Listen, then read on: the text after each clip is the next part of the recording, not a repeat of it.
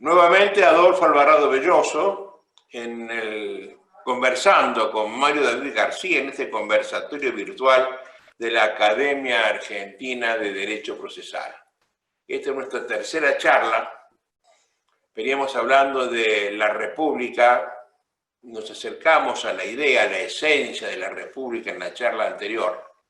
Y teniendo una charla informal después de esa conversación, Mario me dijo que había que hacer algunas aclaraciones respecto a lo que habíamos conversado para que quien nos está escuchando comprenda el sentido real de lo que estamos haciendo. ¿Qué me dijo usted, Mario, de la doxa y de la episteme? Sí, antes que nada, buenas tardes a todos los que forman parte de la Academia Integrada en torno a las iniciativas de Adolfo Alvarado Belloso. Me es muy grato acompañarlos de una otra vez. Y en estas disquisiciones, reflexiones y de alguna manera preocupaciones expuestas, es tan importante para que determinemos la posibilidad de hablar el mismo idioma, distinguir algo que es vital y recomendable, la diferencia entre doxa y episteme. Como sabemos, la episteme es la razón, el objetivo universal y necesario y concentra el conocimiento humano. La doxa es un término que, por cierto, no aparece en el diccionario de la Real Academia. Es un adjetivo, una palabra que viene del griego para contener lo que es la opinión, la reflexión especulativa, lo que no es serio ni es científico. Generalmente, para tristeza de todos los que nos preocupa el derecho, justamente el derecho ha ido desplazándose hacia terrenos de la doxa y es cada vez menos posible encontrar la ciencia en los terrenos jurídicos precisamente porque se ha banalizado, se ha frivolizado muchos de los términos que han surgido con diferentes acepciones, lo cual hace del derecho una especie de torre de Babel. Y esto creo, maestro, que es importantísimo recalcarlo para pues entrar en la dura tarea por el derecho de ir precisando términos para que podamos comunicarnos con alguna solvencia y alguna efectividad. Bien, era importante que hiciera la aclaración, ¿no? Le agradezco mucho, Mario. Habíamos hablado nosotros de la esencia de la República. Habíamos llegado al convencimiento de que República era separación e intercontrol de poderes. Cosa que dijimos no ocurre en las constituciones europeas ni en todas las constituciones americanas. Nos llamó la atención que algunos países hablaran de poder judicial, otros de administración de justicia, otros de rama judicial, otros de organismo y otros de órgano judicial, ¿no? Yo tengo para mí que no todas las palabras dicen lo mismo. No es baladí hablar de un órgano, de una rama y de un poder judicial. Y en lo que a mí respecta, lo que he visto es que no todos los jueces de estas ramas, órganos, etcétera, pueden declarar inconstitucionalidad de alguna ley. Pareciera que el problema está precisamente allí, ¿no? Hablar de una administración de justicia, estamos hablando de una administración general que se dedica a la rama de la justicia. No he encontrado esto en constituciones europeas, por ejemplo, ¿no? Y vuelvo a la carga con lo que decíamos el otro día. Tenemos una diferencia esencial en América respecto de las constituciones europeas. Sobre todo desde que la constitucionalidad se ha convertido en la charla habitual en la convencionalidad. Cuénteme usted cuál es su experiencia de este paso del derecho constitucional, derecho convencional, y que se ha leído algún autor que se ocupe del tema y qué acotación puede hacer al respecto. Fíjese, maestro, que en estas disquisiciones, precisamente a la espera de este conversatorio, me puse a releer un libro, Las garantías constitucionales del proceso, de Joan Picot y Junoy, y en la primera parte habla de que tras la Segunda Guerra Mundial se produjo en Europa, y especialmente en aquellos países en los que la primera mitad del siglo XX habían padecido regímenes totalitarios, que habían descubierto la constitucionalización de sus leyes para privilegiar los derechos humanos y que eso había tenido una incidencia en el proceso. Evidentemente hace alusión el autor al proceso inquisitorio y totalitario que padecieron algunas naciones como la propia Alemania y la propia Italia. Pero para nosotros esto tendría no que ser nuevo porque nosotros nacimos con una bandera de libertad. Hace 200 años, hace 200 largos, tumultuosos años, los países de América Latina, unos primero y otros después, declaraban su independencia y abrazaban la república como modelo de configuración social y jurídica. Hubo solo 2 o 3, si incluimos al primer país que se independizó, que fue paradójicamente Haití, que luego cayó en un régimen imperial por razones de su tendencia napoleónica, pero solo 2 países, que fueron Brasil y México, pudieron erigir sistemas monárquicos. Luego todos nuestros países fueron abierta y declaradamente republicanos constitucionales. La república es importantísima, pero hay que recordar que fue subsumida dentro de la idea constitucional. Y esa idea constitucional comienza en 1776, dijimos en algún momento de nuestras charlas, con la constitución escrita de New Hampshire, en la primera colonia que se da una constitución escrita. Las constituciones no son textos cualquiera. Yo realmente he resentido, por amor al derecho y al constitucionalismo, en algunos países, por ejemplo Perú, en el principios del 2002, 2001, se dieran un código procesal constitucional, porque la Constitución no admite una visión procesal. La Constitución se desarrolla y se aplica a través de todo el andamiaje normativo. Y esto es importante saberlo porque no es un texto cualquiera. De hecho, fíjese usted que había revisado cuántas acepciones en el lenguaje común tiene el término constitución en el diccionario de la Real Academia. Y encontré que tiene 8 diversos en el lenguaje común. En cuanto al lenguaje jurídico, nosotros podríamos por lo menos descubrir 5 acepciones a lo que significa una constitución, como un fundamento político, por ejemplo, y jurídico de un Estado, basado en la soberanía popular, lo cual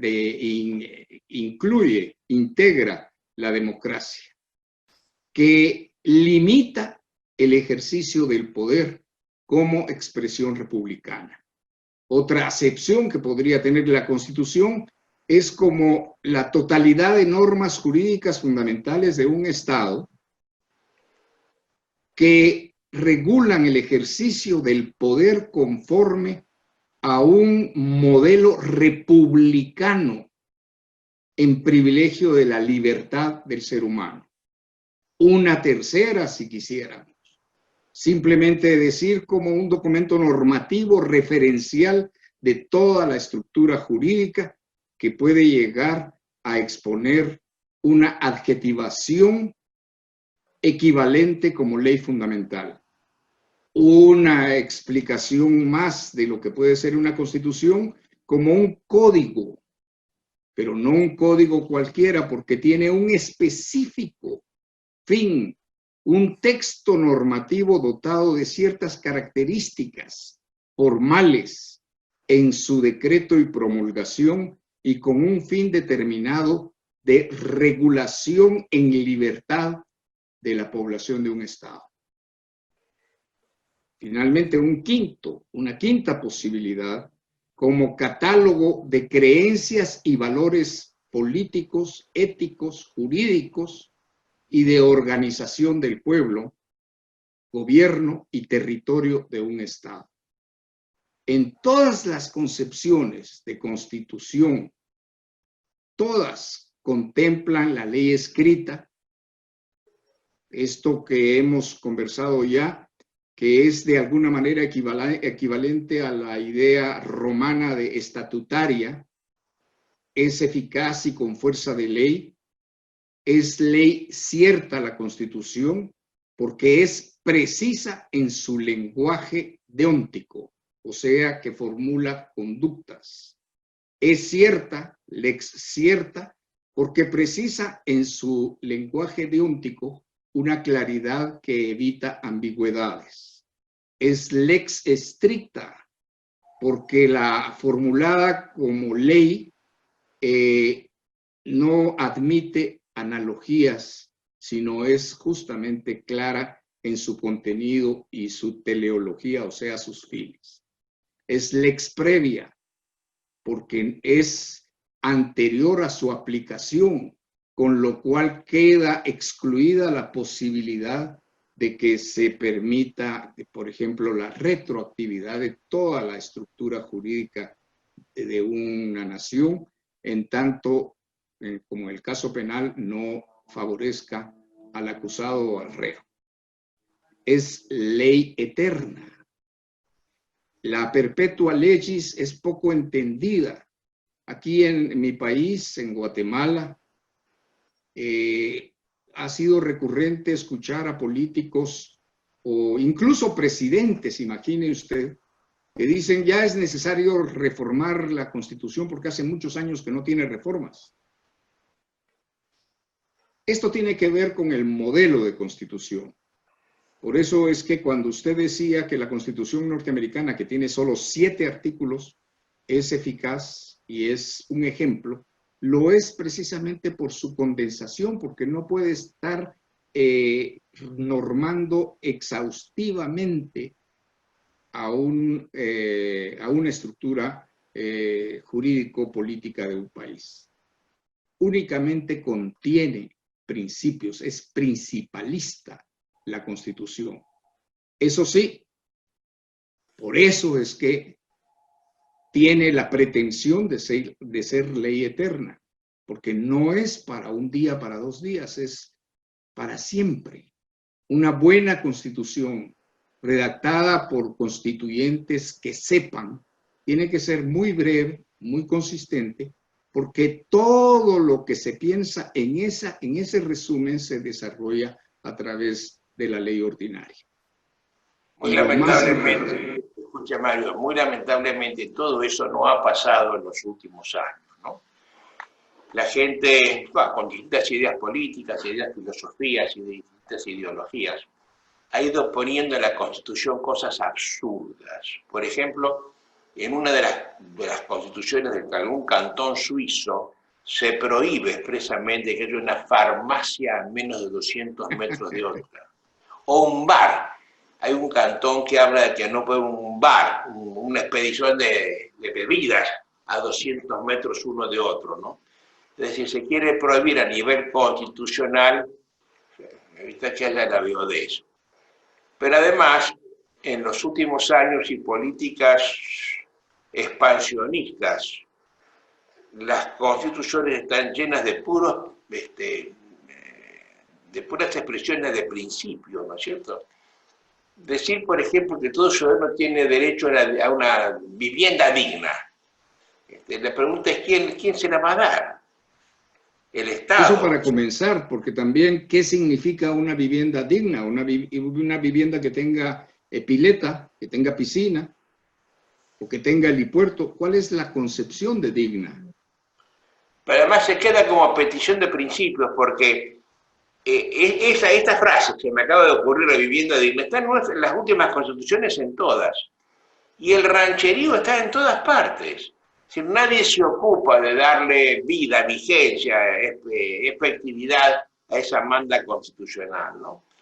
Nos hemos llenado de puras expresiones de deseos, cuando en el fondo lo que a mí me parece es que si yo tuviera que explicarle a mi nieta chiquitita de qué se trata esto, le diría que es un pacto de convivencia entre el gobernante y el gobernado.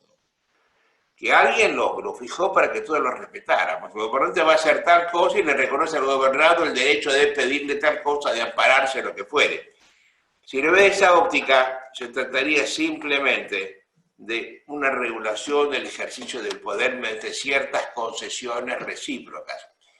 Pero lamentablemente eso no ocurre, ¿no? Y no ocurre porque, en mi sentir, usted me dirá si estoy equivocado o no, el llamado para mí Poder Judicial es un contrapoder. Está destinado a ser un contrapoder. No puede ser una cosa más del Estado. Porque tiene que distanciarse de los otros poderes que son los políticos. Si usted bien lo mira, el legislativo y el ejecutivo pueden hacer justicia distributiva. El Poder Judicial solo justicia conmutativa. El Poder Judicial le va a sacar a uno para darle a todos. El juez le va a sacar a uno para darle a otro, a una sola persona. Y eso se ha distorsionado en los últimos años. Los jueces están haciendo política distributiva sin poder hacerlo. Uno tiene presupuesto, no tiene fuerza legal para hacerlo, ¿no? Es una visión muy sesgada del tema, pero me parece que estoy en el buen camino para poder interpretar lo mal que nos ha ido con el constitucionalismo actual, ¿no? Ahora bien, con todo lo que usted ha dicho, uno encuentra pie para algunas reflexiones. Es ciertísimo. En este momento los buenos deseos se plasman en las leyes y más que esto un populismo devastador, porque se ha homologado, se ha integrado a la visión de derechos las necesidades personales que cada individuo tiene la responsabilidad humana y natural de satisfacer. De ahí que se incurra o se caiga en esos términos como vivienda digna, que son difíciles de definir qué es una vivienda digna para la generalidad de seres humanos, para comenzar. Pero también hay otros aspectos torales, donde la academia, por ejemplo, tiene una tremenda responsabilidad. Que se redacten malas constituciones o malas leyes, hay una incidencia y una responsabilidad de la que nadie ha hablado, de las escuelas de derecho, por ejemplo, donde usted encuentra muchos profesores que abandonan el conocimiento jurídico y son meramente activistas políticos. Y eso también ocurre en la judicatura. A la larga, la calificación de contrapoder para el Poder Judicial creo que se ajusta, pero también desde esa visión podría ser contrapoder el Ejecutivo y contrapoder el Legislativo, porque precisamente la separación de poderes lo que obliga es que a cada poder sea vigilante de los otros poderes. Y en ese sentido de vigilancia se constituyen en contrapoderes. El gran drama es cuando los tres poderes o van a una misma línea o un poder emerge sobre el resto. Y la gran paradoja en América Latina de hoy es que un poder que no es ni representativo de la soberanía popular, ni representativo de la voluntad expresada en urnas, por lo tanto no es democrático, está emergiendo como el gran poder dictatorial sobre el Ejecutivo, el Legislativo y el Judicial, y me refiero concreta y claramente a los tribunales constitucionales. Porque a la larga, en la estructura jurídica de cualquier país, todo termina siendo constitucional.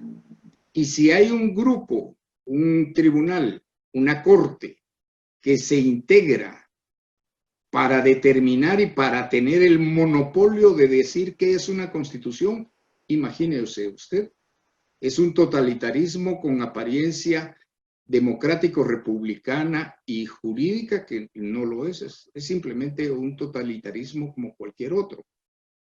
Esto es un hecho. Y hay casos espectaculares, incluso sin tribunal constitucional, sino con sala de lo constitucional dentro de la Corte Suprema de Justicia, como el caso de Nicaragua, donde esa Cámara Constitucional, imagínese usted que decretó inconstitucional la Constitución. Y esas cosas, cuando uno las ve, pues uno se ríe, pero al final dan ganas de llorar porque es no entender los grandes beneficios y virtudes que es para el ser humano, que es libre por naturaleza, darse una constitución. Y usted mencionó algo que es importante y es importante también darle contenido. Dijo, la constitución en últimas es un pacto entre gobernantes y gobernados. Usted recordará que en 1620, con la idea de pacto de los puritanos migrantes que iban de Inglaterra a las tierras nuevas, en lo que fue ahora o lo que es ahora Estados Unidos, ellos llevaban un concepto religioso de sus parroquias, que Inglaterra se desarrolló a través de las parroquias, que era el pacto. Ellos hacían pactos de los feligreses entre ellos y pactos de todos con Dios. La idea famosa del hebreo berit, que está contenido incluso en la Biblia, de pacto del fiel con Dios. Pues la idea pactista no viene de Rousseau, no, esto es realmente de la religión, como ocurrió en tiempos anteriores a la República Romana, con el fas y el ius. El fas era fuerte y de alguna manera el derecho siempre estuvo imbricado, estuvo íntimamente ligado a creencias religiosas. Pero cuando el Mayflower en 1620 llega con bandera británica a las costas norteamericanas, antes de descender, antes de desembarcar, alguien propone que firmen un pacto. Porque lo interesante es que en tanto estuvieran en la embarcación con bandera británica, estaban sometidos al orden por decisión del capitán del barco que aplicaba la normativa británica.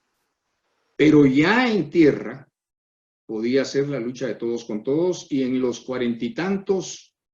en las cuarenta y tantas personas que iban en la embarcación, pues había de todo, incluso habían malhechores. Entonces se obligaron todos, se redactó un acta, un pacto, y se eligió incluso quien iba a gobernar ya en tierra. Ese es un bellísimo, una bellísima insinuación de lo que terminó configurándose como una constitución. Precisamente porque venían huyendo de poderes omnímodos, de poderes transpersonalistas, de poderes autoritarios de la corona, es que la gente que llegó con espíritu de libertad, pero no para repetir los mismos esquemas. Por eso es que la Constitución nace como límite al ejercicio del poder, y un límite severo, porque es bien sabido, incluso está acuñado en algunas reflexiones que son famosas, de que todo el que tiene poder tiende al abuso del poder. Y por eso es que una Constitución tiene que ser principalista, solo principios. Ahora, en las disquisiciones de pura doxa en el campo del derecho, hasta se discute qué es un principio y se hacen 500,000 principios. Y ni siquiera, pues, que lean la Biblia, aunque no sean religiosos, y vean el Génesis. Es el principio de todas las cosas. El principio es, como usted decía, y lo escuché yo varias veces en alguna aula de nuestra querida Universidad Nacional de Rosario, decir, un principio es el que principia algo. No está un principio en el desarrollo de algo, es en el principio, es lo que comienza. Y así son las definiciones un poco más pulidas, pero con el mismo contenido. Un principio es lo que principia. Una constitución es principalista porque es lo que comienza un Estado, es lo que estructura un Estado, organiza un Estado. Y esto es vital saberlo porque una constitución no puede servir jamás habiendo contenido en los principios republicanos para llamar a un Estado totalitario, como pusimos el ejemplo un día de estos de la Unión de Repúblicas Socialistas Soviéticas, o bien otros esquemas de gobierno totalitarios, autoritarios, transpersonalistas, que se autodenominan república, lo cual es una imprecisión que yo le digo llega al escarnio y a la infamia. Oiga, Mario, usted me lleva a que yo recuerdo otra cosa. Yo fui nombrado juez en la década del 60, comenzando en la década del 1960, 60 y tanto fui juez. Y recuerdo un poder judicial serio, honesto, trabajador. En ese momento se puede decir que un juez de mi ciudad, por ejemplo, era decidioso o que era moroso, pero nunca un juez que tenía otra calificación fuera de esa, ¿no? Una que rayana en la amoralidad. Me gusta, un día encontré una frase muy linda en las partidas, que el rey Alfonso le pide a los jueces que sean mansos. La palabra es muy linda, ¿eh? Y en algún momento se habla de la secular mansedumbre del oficio. Y da las razones el rey por qué el juez debe ser manso, ¿no? En la década de los 80 la cosa cambió. Me gusta recordar siempre que cómo me llamó la atención el comienzo, las primeras partes, las primeras páginas, de una maravillosa novela de Vargas Llosa que se llama La conversación en la catedral. Catedral es un bar de la ciudad de Lima, están conversando dos personas, uno es el autor, el otro un tal de apellido Zavala. El autor le comienza el libro diciendo una conversación en la catedral. Y dice, oye, Zabalita, le pregunta, ¿en qué momento se jodió el Perú? Qué linda frase para empezar una novela, ¿no? ¿En qué momento se jodió el Perú? Y de ahí la novela. Yo querría emularlo a Vargas Llosa en esto. ¿En qué momento se jodió la judicatura americana? ¿Por qué de ser una justicia que era seria, que trabajaba bien, se convirtió en lo que es hoy? Quiero que sepa, Mario, que yo durante 20 años fui director de un diario jurídico que se llamó Juris, sigue apareciendo todavía ahora virtualmente con otros editores. Yo lo codirigí con un notable jurista civilista argentino que era Roberto Brevia durante 10 años, y lo dirigí solo durante otros 10. Y en esos casi 20 años me habré leído, no sé, miles de sentencias. Había que publicar sentencias y de todos los fueros, de todas las materias, y había que darles una forma para hacer un abstract, sumario lo llamábamos nosotros, que no se publica en la cabeza para saber de qué se trata. Y yo recordaba que había sentencias buenas, muy buenas muchas, y algunas buenas, ninguna mala. Y si no, se abstenía de ser publicadas. Nunca las recibí, sentencias malas, bien redactadas, bien pensadas, bien motivadas, sin estudiar argumentación, sin saber las cosas que hoy se saben, ¿no? Y en ese momento la Constitución la aplicábamos los tribunales con competencia efectiva para eso, pero era muy difícil que alguien lograra una inconstitucionalidad. Mi país en ese momento solo por vía de excepción, y no era un tribunal único, sino un tribunal difuso, pero con apelaciones posibles, hasta un tribunal único, la Suprema Corte de Justicia de la Nación, que era la que en definitiva decía quiero no inconstitucional para el caso concreto, ¿no? Nunca tuvo efectos derogatorios en la Argentina de la ley. Pero en la década de los 80 comenzaron a aparecer tribunales constitucionales. En Argentina un importante constitucionalista que se desesperó por hacer eso e insistió. Afortunadamente nadie profeta en su tierra y nadie lo escuchó. La Argentina es el ejemplo de que no hay un tribunal constitucional a pesar de que haber salido de acá la idea, que por supuesto funcionó en Guatemala, en Chile, en Colombia, en varios lugares. Donde funcionó, ocurrió la respuesta a la pregunta de Vargas Llosa. Se jodió la administración de justicia, se jodieron los poderes, se jodió la judicatura.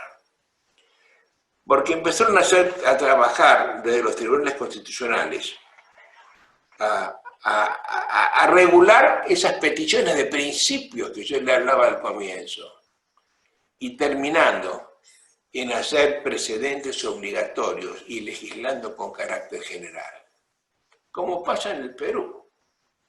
Esto sobre pretexto de que con eso se ahorra energía y se ahorra tiempo. El principio de economía hace, si alguna vez esto va a llegar hasta aquí, desde ya decimos que todos los jueces del Perú tienen que aplicar este criterio que lo fija el Tribunal Constitucional y que por ende es ley. Pero además, como ocurrió en Colombia, se dan unas paradojas terribles, porque hay supremas cortes de justicia en todos nuestros países, y al lado funciona una corte constitucional, que, atención, tiene competencia para revisar las sentencias de las supremas cortes de justicia, con lo cual, ¿cuál es la Suprema Corte? ¿El huevo o la gallina? ¿Cuál es la Corte Constitucional de verdad, la Constitucional o la Suprema Corte? Y eso ha generado roces infinitos, eso ha generado peleas terribles, y eso se ha volcado en la jurisprudencia reinante en nuestros tribunales. Y hoy no tenemos esa jurisprudencia juiciosa, serena, mansa, de la que yo le estoy hablando en la década del 60 y del 70. Esto es una melange que puede ser cualquier cosa, ¿no? Es lamentable, pero me parece que estas cortes constitucionales que usted ha dicho han venido a poner para mal a nuestros países. La Argentina afortunadamente no las tiene. Yo voy siguiendo con atención lo que pasa en Colombia y Perú, que son países muy afines para mí, y lo que ocurre es un desastre, ¿no? No sé cuál es nuestra experiencia en Guatemala. Hay algo que yo querría puntualizar en la alusión a un tratadista o pensador argentino. No, yo no creo que haya venido de Argentina la idea de los tribunales constitucionales, porque de hecho no hay corroboración empírica que lo pueda determinar. Creo que nos vino de Francia, que nos vino de Alemania, de Austria y sobre todo de España. La Constitución de 1978, por ejemplo, en el ejemplo de mi país, fue la tomada como referente para los constituyentes para redactar la Constitución que tenemos vigente desde 1986. En algún momento yo también desarrollé algún trabajo vinculado a medios de comunicación, a periodismo, y recuerdo algunas jornadas en las que critiqué acremente a los constituyentes, en particular con ciertas normas constitucionales que habían sido copiadas literalmente de la Constitución española.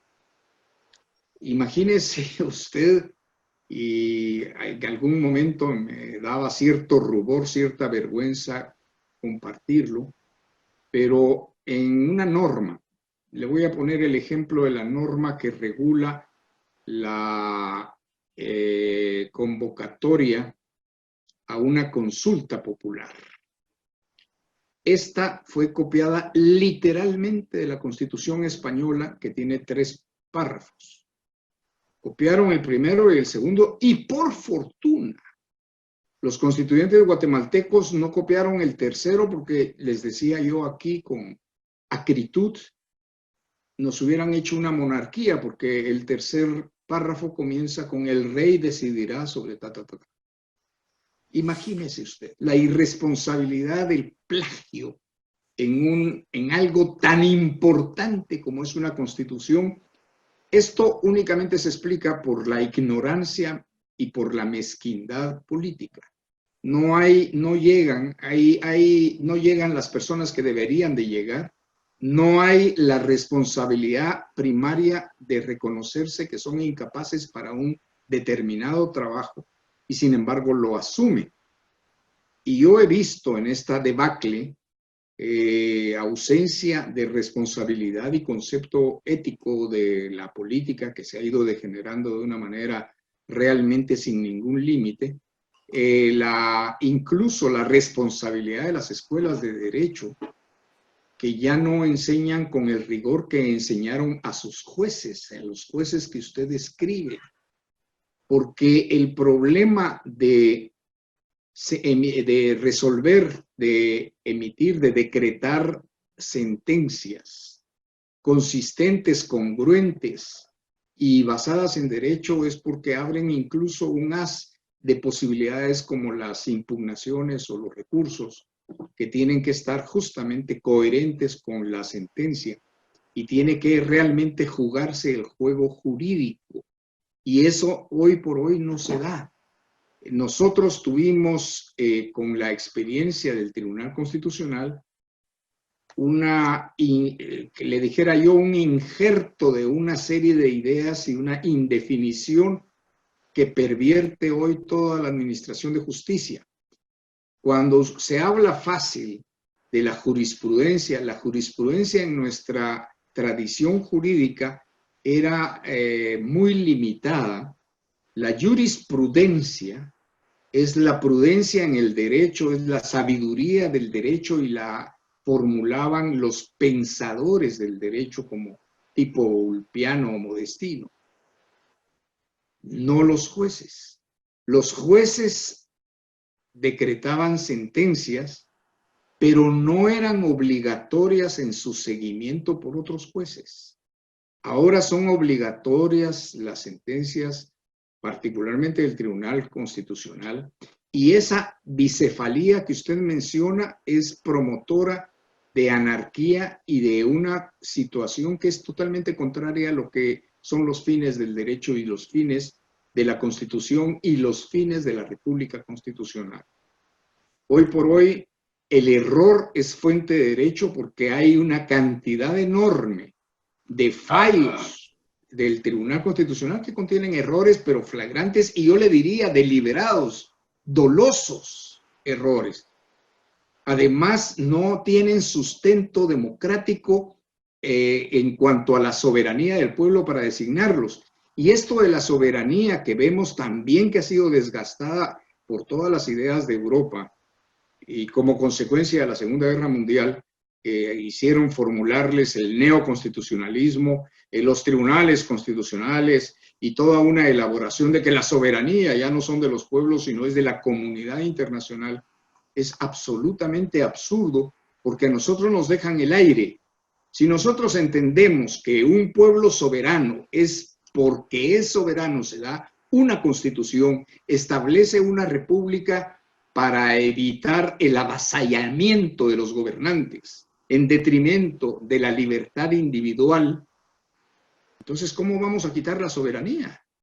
¿Qué esquema estarían formulando para hacer una soberanía compartida? Es realmente absurdo.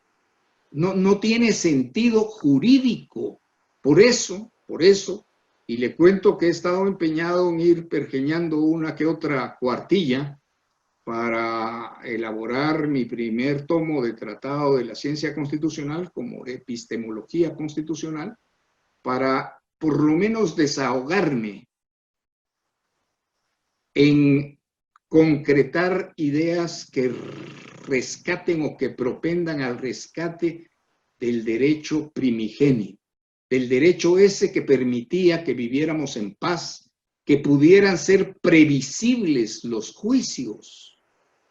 Con usted conversé alguna vez con tiempo allá en Rosario sobre la impresibilidad de los procesos hoy en día.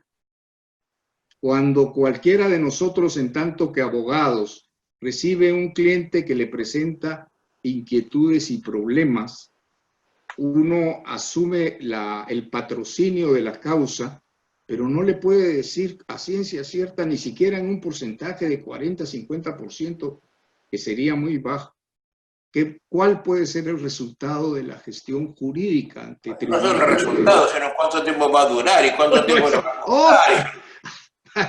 Exactamente. Oiga, Mario, yo quiero volver atrás un segundito porque para la gente que nos está escuchando, si nos escucha, en la década del 60 hasta mediados de la década del 70, particularmente en la Argentina, no conozco en Guatemala, no había llegado a Guatemala todavía yo, se estudiaba muy poco derecho comparado. El derecho comparado en mi facultad, una facultad seria, era una sola materia al final de la carrera, que tomaba un poco del comercial, del civil, de lo que fuere, ¿no?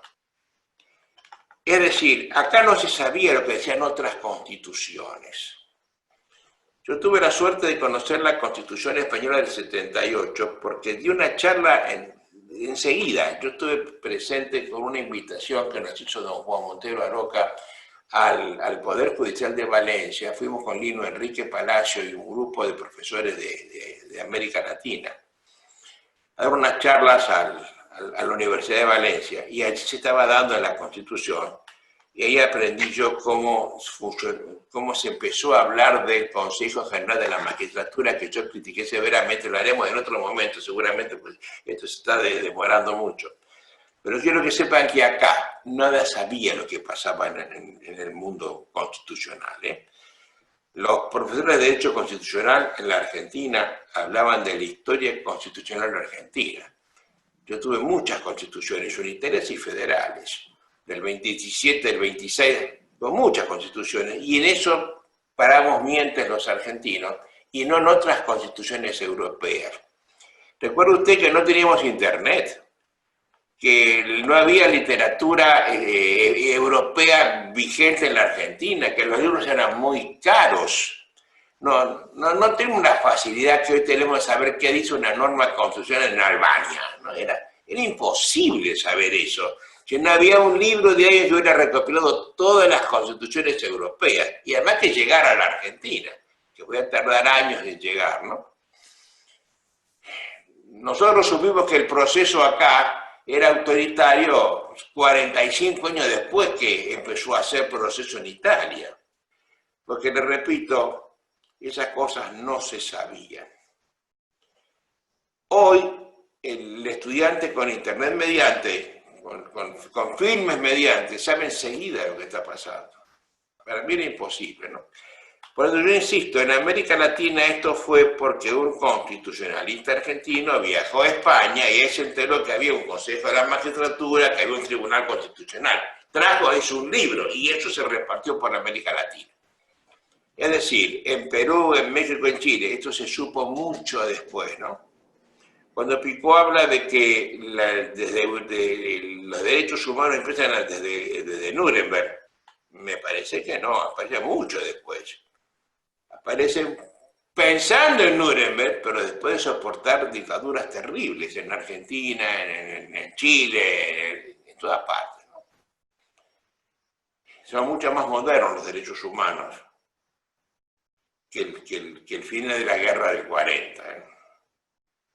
Cuando el eje formado por Japón, Italia y Alemania se rinde ante los aliados, Francia, Inglaterra, Estados Unidos y Rusia. De allí aparece un nuevo derecho, el derecho del vencedor, disfrazado en juicios. Pero atención, los nacimientos del nuevo derecho son muy posteriores, ¿no? Que no venga Picó a decirnos que ahí comienza el nuevo derecho, ¿no? Aparece mucho después, muchos años después, y se lo remonta, es entonces lo que se empieza a pensar entonces. Picó es un hombre joven. Pero yo de mi niñez recuerdo todavía los noticieros en blanco y negro que aparecieron cuando firmando la rendición el emperador Hirohito, ¿no? Yo recuerdo, tengo la visión. Con los años he sabido que quien firma la rendición por Italia es Dino Grandi, que era el guardasellos de Mussolini, precisamente el que firma la relación al rey que yo tanto critico, y que el profesor Franco Cipriani mostró que era una cosa terrible, ¿no? Oiga, yo quiero volver. ¿Cuándo se jodió el Perú? ¿Cuándo se jodió el Perú? Se jodió el proceso con los tribunales constitucionales. Y se jodió cuando nació lo que en la Argentina se llama el activismo judicial. Esto es la moneda constante en la Argentina. Los procesalistas argentinos están todos a contrapelo de las constituciones. La constitución de raíz sajona, diríamos que es no sajona, es la idea que aparece en los pigres, los peregrinos que aparecen luego en el Mayflower, ¿eh? Pero tenemos derechos, del derecho normal, el ordinario, el constitucional europeo, todos derechos monárquicos, todos derechos contradictorios, y ninguno tiene que ver con la Constitución argentina, que es republicana. Esto lo he descubierto a la vejez, y nos va mal, Mario. Yo recorro América Latina y la justicia está mal en México, en Guatemala, en El Salvador, en Honduras, en Nicaragua, en Ecuador, hasta en Argentina. En todos los países la abogacía seria se queja de sus jueces. Los jueces se quejan de los abogados. Nos adjudican el mal de la morosidad. Hay un divorcio entre la abogacía seria y la justicia seria. Yo tengo mucho pudor con las cosas que digo y mucho dolor, porque yo estoy a favor de los jueces. Mi hija es juez, yo fui juez toda mi vida, yo sigo hablando todavía de nosotros los jueces. Tengo mucho dolor cuando me dicen, los jueces son todos una banda de... Y eso nos lo hemos ganado. Nos lo hemos ganado con la indiferencia judicial a los problemas de la gente. En una charla que di el otro día sobre el empoderamiento de los jueces, dije que en el dintel de la puerta de los juzgados, una frase que dice, yo me muero, me río de los intereses judiciales, ¿qué me importa, no? Y yo creo un queme importismo importante en la justicia, que nos duele a todos, ¿eh? Eso ha hecho que yo cancele mi matrícula abogadil por hartazgo. Y eso es que usted esté litigando a contrapelo de lo que usted tendría que hacer. Se está dedicando a la cátedra, a la política, pero no a estas cosas, ¿no? Oiga, mire, yo pensaba en una charla desorganizada, pero no demasiado desorganizada, ¿eh? Porque vamos saltando de una cosa a la otra. Pero es lo que tiene una charla de café, ¿no? Sin bebida al frente. Pero uno terminamos divagando. Pero tiene ventajas, maestro, por varias circunstancias o situaciones que se dan hoy. Por ejemplo, cuando usted se pone a escribir un nuevo libro, sabe que la lectura en los nuevos abogados o en los estudiantes está disminuida.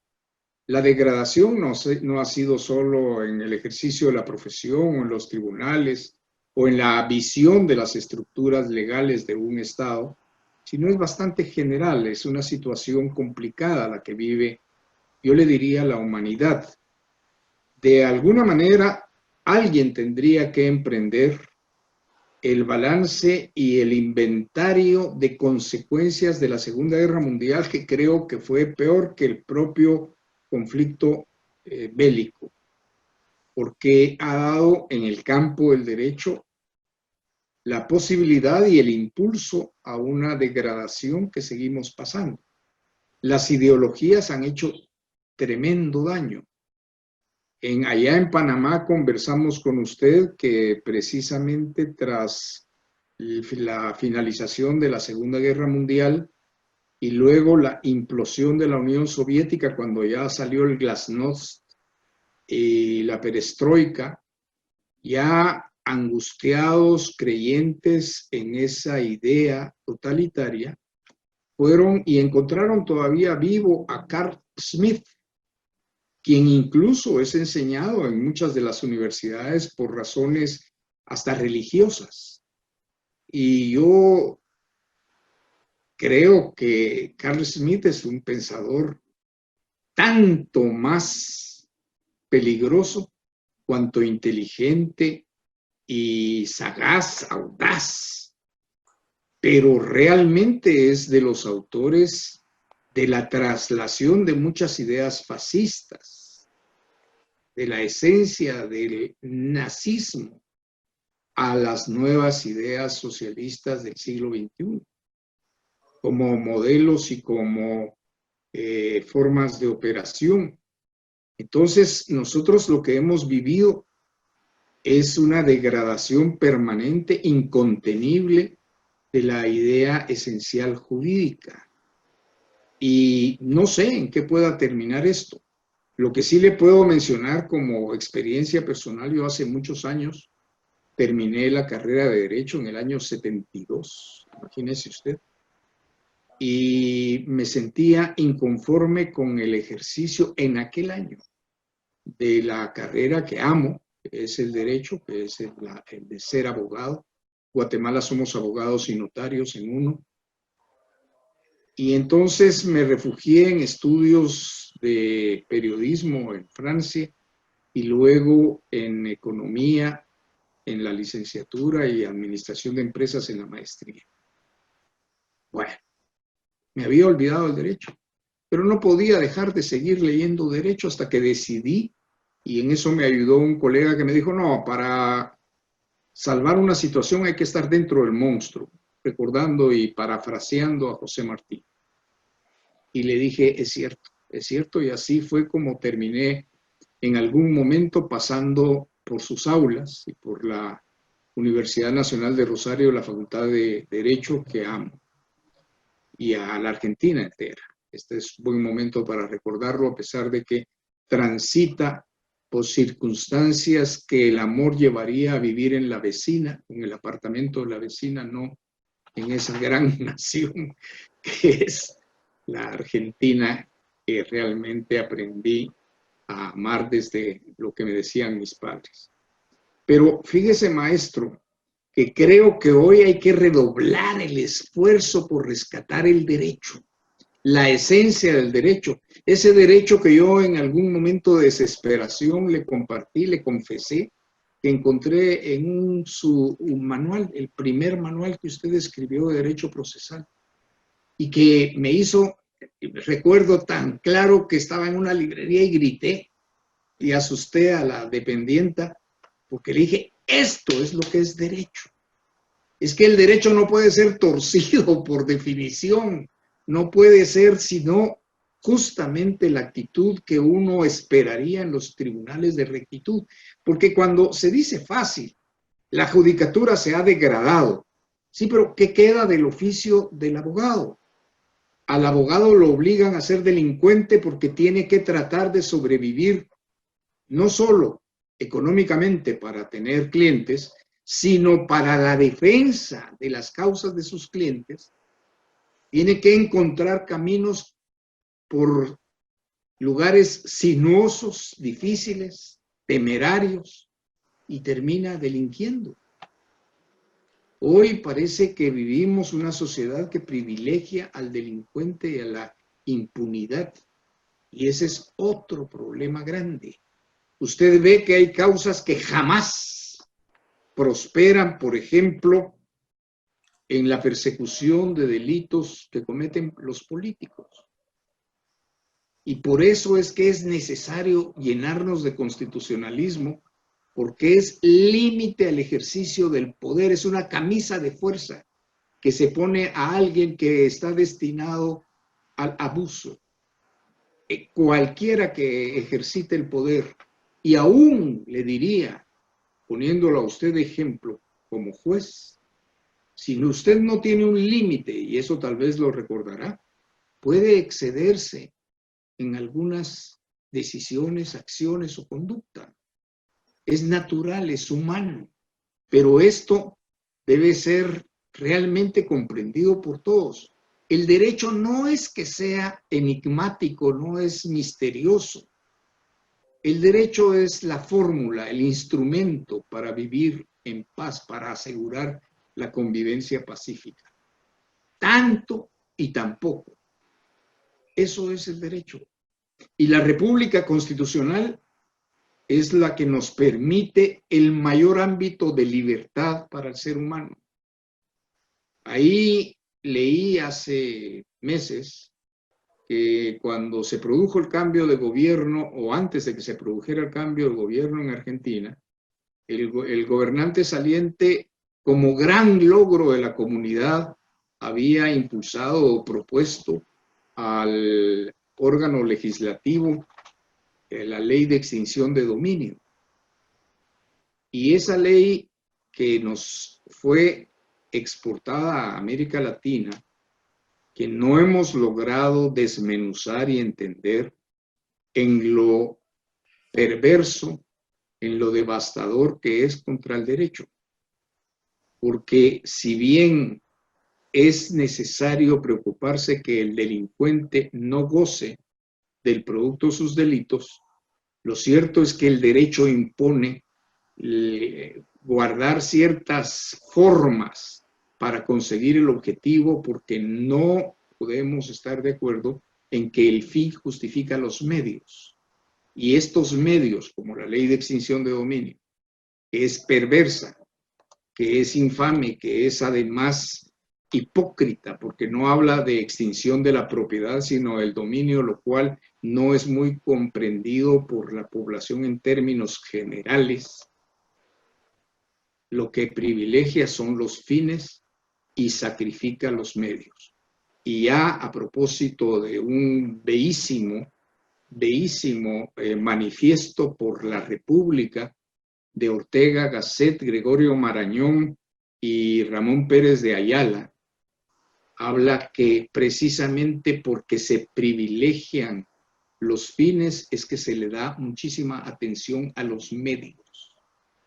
Los medios de cómo se consigue son esenciales y son realmente la preocupación máxima del derecho.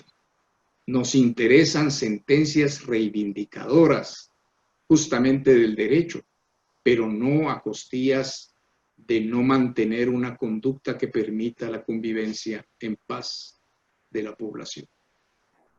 Usted se da cuenta, Mario, que cuando estamos diciendo que estamos privilegiando el fin sobre el medio, la meta sobre el método, estamos dándole razón postrera a Maquiavelo, ¿no? El fin justifica los medios. Eso es lo que está ocurriendo en todas partes de América. Pero no solo a Maquiavelo, también recuerde que el manual de la formación, y esto pues tal vez pues no es tan difundido, pero la formación de los sacerdotes, particularmente del pensamiento jesuítico, hay un manual que todavía tiene cierta vigencia, que es la esencia, y lo ponen hermoso, como todo, porque es: el fin justifica los medios de las causas de Dios. Suena hasta poético. le da validación a la destrucción de los medios que precisamente porque nos importan los fines es que privilegiamos los medios.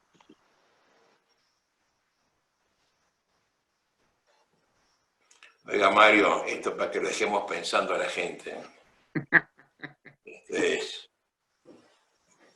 Esto es para que la gente quede pensando. Llevamos 1 hora en nuestra charla. Ya es hora de que nos recojamos. Seguimos en otra ocasión. Me gustaría invitarlo a conversar acerca de los consejos de la magistratura. Lo que está pasando en América y la perversión que todo eso ha logrado en la formación o en la elección de nuestros jueces.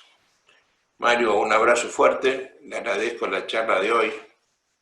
Yo, como siempre, me enriquezco. Gente que a usted no lo quiere, dice que usted es un hombre insoportablemente culto. Yo no digo de insoportable, pero sí aplaudo su cultura. Gracias, Mario. Un fuerte abrazo y hasta pronto. Lo llamaré nuevamente para que sigamos charlando sobre los temas que nos interesan. Va a ser un verdadero gusto siempre. Hasta la próxima.